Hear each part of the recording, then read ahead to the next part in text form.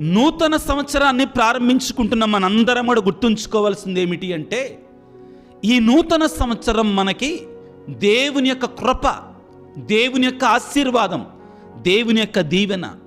ఈ నూతన సంవత్సరం ప్రియులారా మనకి దేవుని యొక్క కార్యం, దేవుని యొక్క నూతనమైన కార్యముగా మనం భావించాలి. మనకంటే శ్రేష్ఠులు, మనకంటే మంచివారు, మనకంటే గొప్పవారు, మనకంటే అధికులు లోకానుసారముగా ప్రియులారా గడచిన సంవత్సరం ఎంతోమంది కాలం చేశారు, జీవితాన్ని ముగించారు. కానీ దేవుడు నిన్ను నన్ను ఇంకా బ్రతికించి ఉంచాడు అంటే, దేవుడు నాకు నీకు ఇంకా ఈ నూతన సంవత్సరంలో అడుగుపెట్టేటువంటి అనుగ్రహాన్ని, కృపను దయచేశాడు అంటే దేవునికి ఒక ప్రణాళిక ఉంది. దేవుడు ఏదో నూతన కార్యాన్ని చేయడానికి సిద్ధపడుతున్నాడు. దీనిని మనం విశ్వసించాలి. ఇది దేవుని యొక్క వాగ్దానముగా మనం